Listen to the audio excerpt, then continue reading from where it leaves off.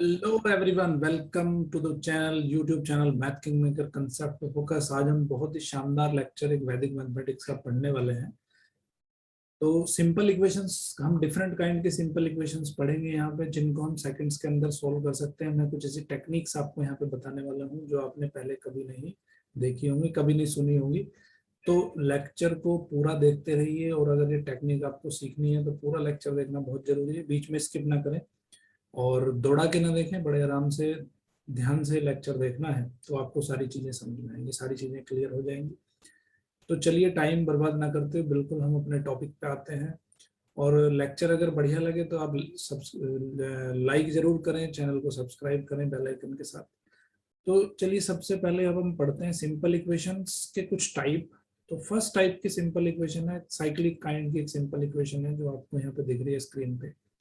that is p upon x minus a x minus b, q upon x minus b x minus c, r upon x minus c x minus a। तो यहाँ पे cyclic जो इसका denominator है, denominator के जो factors हैं, वहां पे एक साइक्लिक ऑर्डर आपको दिख रहा है। x माइनस ए x माइनस बी, फिर ये x माइनस बी से शुरू हुआ, फिर x माइनस सी आ गया इसमें, अब लास्ट में x माइनस सी, और फर्स्ट जो आपका फैक्टर था x माइनस ए वो अगेन यहाँ पे रिपीट हो रहा है। ऊपर चाहे कोई भी नंबर हो, P Q R let's say. तो यहाँ पे आप x की वैल्यू डायरेक्टली फाइंड कर सकते हो, उसके लिए आपको कोई ज्यादा मशक्कत करने की जरूरत नहीं है। तो ये, जी हाँ, ये वैल्यू हो जाएगी किसकी, x की वैल्यू। तो आपको सिंपली यहाँ पे कोई कैलकुलेशन करने की जरूरत नहीं है, सिंपली आप इस फॉर्मूले में रख सकते हो और आपका आंसर निकल जाएगा। अब ये फॉर्मूला भी रटने की जरूरत नहीं है। मैंने किया क्या है, यहाँ पे देखो, p के साथ उसकी मल्टीप्लाई करिए जो इसके साथ नहीं है, जो नीचे डिनोमिनेटर में जो फैक्टर अवेलेबल नहीं है उसकी कांस्टेंट टर्म की मैंने मल्टीप्लाई करी है p के साथ। तो p में मैंने मल्टीप्लाई करी है c की, क्योंकि ना a और b है, यहाँ पे c नहीं है। q में मल्टीप्लाई करेंगे a की, क्योंकि b और c के अलावा जो तीसरा फैक्टर है, तीसरा जो जीरो है इसका, c b sorry a, B और सी तो अवेलेबल है, यहाँ पे ए अवेलेबल नहीं है, तो ए की मल्टीप्लाई करेंगे। यहाँ पे सी और ए अवेलेबल है, तो यहाँ पे बी की मल्टीप्लाई करेंगे और नीचे तीनों को ऐड कर देंगे, P plus Q plus R. तो सिंपल है, याद रखना बहुत इजी है। तो अगर इस तरह की आपके पास इक्वेशन है, इज इक्वल टू जीरो भी है यहाँ पे, so P upon X minus A X minus B, Q upon X minus B X minus C, plus R upon X minus C X minus A is equal to zero. तो यहाँ पे आप x की value ऐसे calculate कर सकते हो। हम ये एक एग्जांपल देख लेते हैं। हमारे पास पहले हमें पहचानना ये है कि क्या साइक्लिक ऑर्डर में है सारे फैक्टर्स के पेयर। जी हाँ, ये साइक्लिक ऑर्डर्स में है फैक्टर्स के पेयर। तो यहाँ पे एक्स की वैल्यू क्या आ जाएगी, एक्स इज इक्वल टू, देखो वन के साथ मल्टीप्लाई करनी है, वन और टू को छोड़ दो, तीसरा जो नंबर है उसकी मल्टीप्लाई करनी है। तो तीसरा नंबर है हमारा थ्री, सो वन की मल्टीप्लाई करनी है थ्री के साथ, तो आंसर आ जाएगा थ्री। फिर प्लस करना है, टू की मल्टीप्लाई वन के साथ करनी है, क्योंकि टू और थ्री है, यहाँ पे वन की मल्टीप्लाई कर देंगे तो आंसर आ जाएगा टू।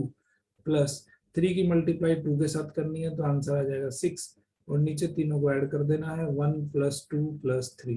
तो ये वैल्यू आ गई आपकी three two five, five six eleven, eleven upon six. तो एक्स की वैल्यू देखो आपने कितना इजीली सेकंड्स के अंदर कैलकुलेट कर दी। अब हम ये देख लेते हैं एग्जाम्पल नंबर टू, एक और एग्जाम्पल देख लेते हैं। इस एग्जाम्पल में देखो, पहला चीज हमारा ध्यान देने वाली है कि क्या साइक्लिक ऑर्डर में है, x minus one, x plus two, x plus two, x minus four, x minus four, और अगेन ये फर्स्ट जो फैक्टर है वो आ गया हमारा। तो यहाँ पे x की वैल्यू किसके बराबर होगी, देखो सबसे पहले हम लिखेंगे टू, और इसकी मल्टीप्लाई किसके साथ करनी है, टू की मल्टीप्लाई हमें यहाँ पे जो टू है हमारा, टू की मल्टीप्लाई हमें जो रिमेनिंग बचेगा हमारा उसके साथ मल्टीप्लाई करनी है। तो माइनस वन है, टू है, और एक है हमारे पास फोर। तो फोर में जब टू की मल्टीप्लाई करेंगे तो आंसर आता है हमारा एट। फिर प्लस लिखेंगे, अब यहाँ पे थ्री है, थ्री का मल्टीप्लाई किसके साथ करेंगे, जो रिमेनिंग फैक्टर है वन, तो थ्री का मल्टीप्लाई वन में करेंगे तो आंसर आ जाएगा हमारा थ्री। और प्लस फोर का मल्टीप्लाई रिमेनिंग फैक्टर में, फोर का यहाँ पे रिमेनिंग फैक्टर कौन सा है, एक्स प्लस टू। देखिए ध्यान देने वाली बात है, यहाँ पे एक्स प्लस टू है, और हमने क्या बताया आपको, एक्स माइनस, इस तरह से हमने आपको ये चीजें दिखाई है यहाँ पे। और यहाँ पे है कोफिशिएंट, यहाँ पे जो फैक्टर है वो है एक्स प्लस टू। तो यहाँ पे जो c की वैल्यू है वो माइनस टू है, ना कि टू। क्या है c की वैल्यू, माइनस टू। तो यहाँ पे फोर का और माइनस टू का मल्टीप्लाई करना पड़ेगा, ठीक है, माइनस टू आएगा यहाँ पे। ये बस छोटी सी बात आपको ध्यान रखनी है, two plus three plus four, तो आंसर जो आ जाएगा देखो, four is two, 4 and -2 is 8, -8 और +8, तो ये यहाँ पे कैंसिल हो जाएगा, तो आंसर आ जाएगा आपका 3/2 + 3 5, 5 + 4 9, यानी कि आंसर आ गया आपका 1/3। बहुत सिंपल तरीके से हमने यहाँ पे कैलकुलेट कर लिया। अभी हम इसका सेकंड टाइप एक देख लेते हैं कि जो सेकंड टाइप का इक्वेशन मिलेगा आपको, सिंपल इक्वेशन, वो कुछ इस तरह मिलेगा, 1/AB + 1/AC = 1/AD + 1/BC। ABCD क्या है? अर्थमेटिकल प्रोग्रेशन में है। अर्थमेटिकल प्रोग्रेशन क्या होता है? एक ऐसी सीरीज जिसमें शुरू में A लिखा हो, दूसरा टर्म उसका A + R लिखा हो, तीसरा टर्म A + 2R लिखा हो, यानी कि इस तरह से जो सीरीज है आपकी। अर्थमेटिकल प्रोग्रेशन अगर जानना है आपको तो मैं इसका लिंक आपको डिस्क्रिप्शन बॉक्स में दे दूंगा, बहुत डिटेल्ड वे में उस पर लेक्चर बनाया गया है, लेकिन सिंपल तरीके से आप ये समझ लो, जैसे A + R A + 2R, यानी कि 1 है, 2 है, 3 है, तो इनमें एक रिलेशन है कि सब सारी टर्म जो है 1 1 ऐड हो रही है। एक ऐसे बना सकते हो 1 3 5, अब इनमें क्या कॉमन है आपका? 2 2 सब में ऐड हो रहा है, तो आने वाली टर्म में ऐड होता चला जाएगा या माइनस होता चला जाएगा, बट कॉमन रहेगा। तो अर्थमेटिकल प्रोग्रेशन में होने चाहिए हमारे जो A B C और D हैं, वो अर्थमेटिकल प्रोग्रेशन में होंगे, तब हम ये फॉर्मूला अप्लाई कर सकते हैं। फॉर्मूला क्या है? लास्ट टर्म और उसका जो प्रेडेसेसर है, लास्ट टर्म और उसका जो प्रेडेसेसर है उसका डबल करके उसको हम 0 रख देंगे। ठीक है, जैसे यहाँ पे देखो 1/x + 2, x + 3, x + 2, x + 4, x + 2, x + 5, तो यहाँ पे आप क्या देख रहे हो? ABCD। अब देखो यहाँ एक फैक्टर ये है x + 2 है, और एक है x + 3, एक है x + 4, और एक है आपका x + 5। तो देखो चारों के चारों फैक्टर जो है हमारे AP में है। देखो इसमें x + 2 में 1 ऐड करोगे तो x + 3 हो जाएगा, x + 3 में 1 ऐड करोगे x + 4 हो जाएगा, x + 4 में 1 ऐड करोगे तो x + 5 हो जाएगा। तो बहुत सिंपल तरीके से हमें यहाँ पे कैलकुलेट करना है। लास्ट फैक्टर कौन सा है भाई? हमारा लास्ट फैक्टर है हमारा x + 5, तो लास्ट फैक्टर लिखेंगे x + 5 प्लस, अब ट्वाइस करेंगे, और इससे पहले वाला जो फैक्टर है हमारा वो कौन सा है? x + 4 = रख देंगे हम 0। तो यहाँ पे हमने सिंपली आंसर निकाल लिया, x + 5 + 2x + 8 = 0। तो x + 2x कितना हुआ आपका? 3x। सो 3x + 13 = 0। तो x की वैल्यू क्या आ गई यहाँ पे? -13/3। आई होप कि आपको बहुत एंजॉय मिल रहा होगा, बहुत अच्छी अच्छी टेक्निक सीखने को मिल रही होगी। तो चैनल को लाइक जरूर करें, इस वीडियो को लाइक करें और ज्यादा लोगों तक शेयर करें। ओके, तो अभी हम पढ़ते हैं थर्ड टाइप का इक्वेशन, कि अगर आपको इस तरह का इक्वेशन मिलता है तो इसको भी आप सेकंड्स के अंदर कैलकुलेट कर सकते हो। किस तरह का इक्वेशन मिलता है? देखो लेफ्ट में यहाँ पे बहुत लंबा चौड़ा एक पॉलिनोमियल लिखा है, क्वाड्रेटिक बाइनोमियल लिखा हुआ है। यहाँ पे भी देखो आपका लंबी चौड़ी पॉलिनोमियल है, x² + 3x + 3। अब इसको अगर आप सोल्व करने बैठोगे तो बहुत टाइम लगेगा। पहले इसका मल्टीप्लाई इसके साथ क्रॉस मल्टीप्लाई करना पड़ेगा, फिर इसका इसके साथ क्रॉस मल्टीप्लाई करना पड़ेगा। लेकिन मैं आपको यहाँ एक टेक्निक बताता हूँ जिससे आप इसको सेकंड्स के अंदर कैलकुलेट कर सकते हैं। देखो यहाँ पे एक चीज आपको क्या दिखाई दे रही है कि x² + x, इसका जो ये कांस्टेंट टर्म है इसको छोड़ दो आप, तो जो इसके जो वेरिएबल वाली टर्म है उसको ले लो आप, x² + x, और दूसरी जो टर्म है आपकी वेरिएबल वाली, तो डिनोमिनेटर और डिनोमिनेटर आपने लिया है वेरिएबल वाला।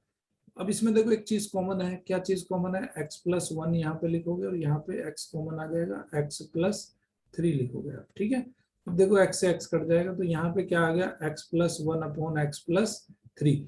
तो यहाँ पे देखने वाली क्या बात है कि अगर आपने कांस्टेंट टर्म को छोड़ दिया और जो रिमेनिंग टर्म है अगर वो सेम रेशो में है, ये देखो इसका रेशो और इसका रेशो सेम आया है, यहाँ पे x + 1 है और x + 3 है, तो हम क्या कर सकते हैं? सिंपली इसको आप x + 1/x + 3 को ये जो कांस्टेंट टर्म का रेशो है उसके बराबर रख सकते हो, है ना? कमाल की बात। तो कांस्टेंट टर्म के रेशो के बराबर रख सकते हो, यहाँ से x की वैल्यू कैलकुलेट हो जाएगी। तो ये आ जाएगा 3 × x + 1 = x + 3। तो इसको सोल्व करेंगे जब, तो मिलेगा आपको 2x = 0, यानी कि x की वैल्यू 0। कितना सिंपल है। नहीं तो यहाँ पे आप इसका इसके साथ क्रॉस मल्टीप्लाई करते हैं, इसका इसके साथ क्रॉस मल्टीप्लाई करते हैं, बहुत डिफिकल्ट हो जाता है, बहुत ज्यादा टाइम टेकिंग प्रोसेस है।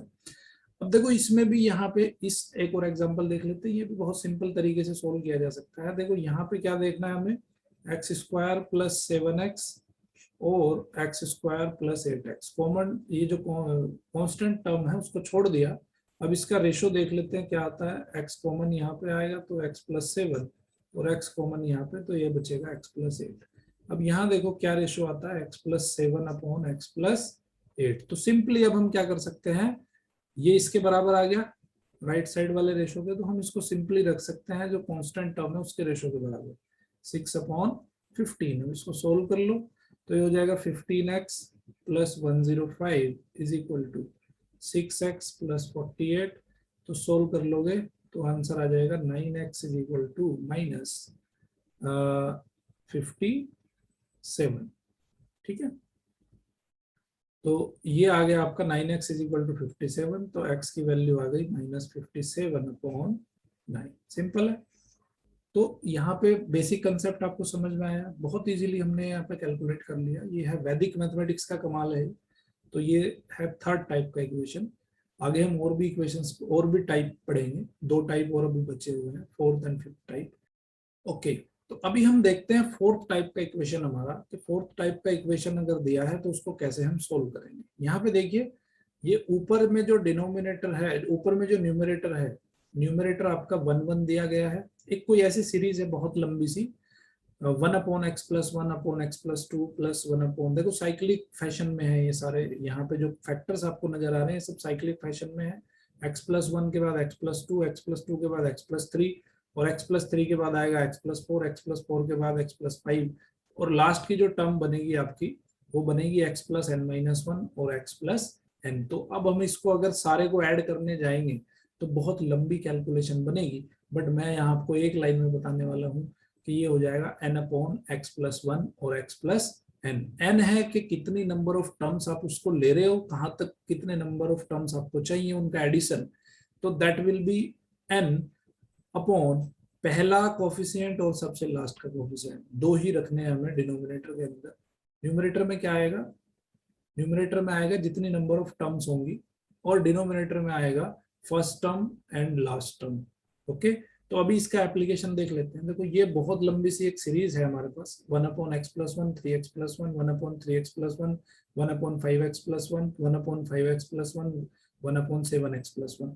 इसका क्राइटेरिया क्या है कि ये आपके एपी में होने चाहिए। देखो सारे के सारे यहाँ पे आपके एपी में नजर आ रहे हैं आपको, है ना। x प्लस 1, 3x प्लस 1, तो पहला टर्म अगर x प्लस 1 है, दूसरा टर्म देखो यहाँ पे जो कांस्टेंट टर्म है वो चेंज नहीं हो रही है, कांस्टेंट टर्म ओनली 1 है। चेंज क्या हो रहा है, 2x ऐड होते चले जा रहा है। पहली टर्म में x है, इसमें 2x ऐड करोगे तो 3x हो जाएगा, 3x में 2x ऐड करोगे 5x हो जाएगा, 5x में 2x ऐड करोगे तो 7x हो जाएगा। ठीक है, दैट डजंट मैटर। सारे के सारे कोएफिशिएंट जो आपके फैक्टर्स हैं, फैक्टर्स आपके अरिथमेटिक प्रोग्रेशन में होने चाहिए। तो अभी हमें मान लो यहाँ पे 3 टर्म्स का एडिशन निकालना है, तो मैंने क्या बताया आपको, ऊपर में जो आंसर आएगा आपका न्यूमरेटर क्या होगा, जितनी नंबर ऑफ टर्म्स आप ऐड करना चाहते हो, जो S3 मतलब 3 टर्म्स का एडिशन। तो यहाँ पे लिखेंगे हम 3 अपॉन 3 टर्म में जो पहला फैक्टर है पहले उसको लिखेंगे, तो पहला फैक्टर है आपका x प्लस 1 और जो थर्ड टर्म है, थर्ड टर्म में जो लास्ट का फैक्टर है दैट इज 7x प्लस 1। तो यहाँ पे बिना किसी कैलकुलेशन के बहुत सिंपल तरीके से हमने इसको कैलकुलेट कर लिया। तो एक लाइक तो जरूर बनता है, लाइक जरूर कर दीजिए। अब हम अगर 5 टर्म्स तक उसको ऐड करना चाहते हैं तो 5 टर्म्स तक भी हम उसको ऐड कर सकते हैं। कैसे ऐड कर सकते हैं, ऊपर आएगा आपका 5 और नीचे क्या आएगा, देखो पहली टर्म में x है, दूसरी टर्म में 3x है, तीसरी टर्म में 5x है, फिर आएगा 7x, फिर आएगा 9x। ठीक है, 9x प्लस 1 आएगा और फिर आएगा 11x प्लस 1।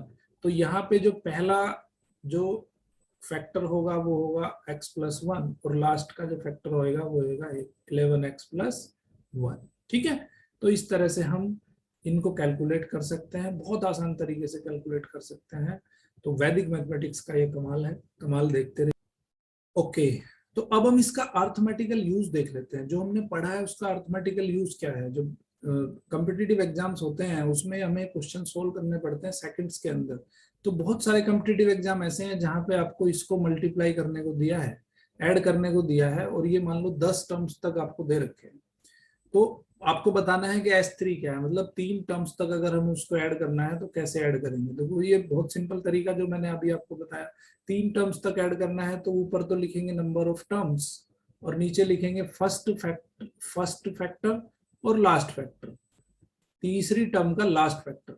तो वो कितना है 10 है। तो आंसर देखो कितना सिंपल है, 3/70। अगर हमें मान लो इसको फिफ्थ टर्म तक ऐड करना होता, 5 टर्म अगर हमें इसकी ऐड करनी होती, तो फिफ्थ टर्म में क्या आएगा भाई, ये आ जाएगा आपका 11 इंटू 12। ठीक है, बहुत सिंपल है, 11 इंटू 12। तो फिफ्थ टर्म का अगर ऐड करेंगे तो ऊपर आ जाएगा 5 और नीचे फर्स्ट टर्म लिखेंगे पहले 7 और फिफ्थ टर्म का लास्ट फैक्टर दैट इज 12। तो ये आएगा आपका आंसर 5/84। तो कितना सिंपल तरीके से आपने कैलकुलेट कर लिया। नहीं तो इसके आपको पहले इसके मल्टीप्लीकेशन करते, फिर यहाँ पे बहुत बहुत लेंदी कैलकुलेशन हो जाती। ठीक है, तो ये कमाल है आपका वैदिक। ओके, तो अभी पढ़ते हैं हम फिफ्थ टाइप। फिफ्थ टाइप में आपके इस तरह के भी क्वेश्चन दिए जा सकते हैं, जैसे a minus B upon X plus A और X plus B, B minus C upon, देखो ऊपर इनको माइनस कर रहे हैं और नीचे इनके फैक्टर एज ए फैक्टर लिखा है X plus B X minus C. ऊपर बी माइनस सी है, नीचे बी और सी एक्स के साथ कंबाइंड दिए हुए हैं। तो इस तरह की अगर आपकी टर्म्स हैं तो उनका हम आंसर कैसे निकालेंगे उसको यहाँ पे सीख लेते हैं। देखो S3 अगर हमें 3 टर्म्स तक का एडिशन निकालना है तो बहुत सिंपल तरीका है। आप 3 टर्म के जो न्यूमरेटर है सबको ऐड कर दो और न्यूमरेटर में जो आंसर आएगा वो 3 टर्म्स के न्यूमरेटर्स को ऐड करते चले जाओ। तो देखो यहाँ पे a माइनस बी, जब हम b माइनस सी से इसको ऐड करेंगे तो b से b कैंसिल हो जाएगा, माइनस सी से प्लस सी कैंसिल हो जाएगा, तो लास्ट में बचेगा d। तो यहाँ पे जो न्यूमरेटर आ जाएगा वो उसका आ जाएगा a minus D upon first term और लास्ट टर्म। ठीक है, तो फर्स्ट टर्म है आपकी एक्स प्लस ए और लास्ट टर्म है एक्स प्लस डी। ठीक है, इस तरह से हमें इसको कैलकुलेट करना है। तो जैसे एक एग्जांपल देख लेते हैं, 1 upon X plus 7 x plus 8, 2 upon X plus 8 x plus 10 plus 14 upon X plus 10 x plus 24।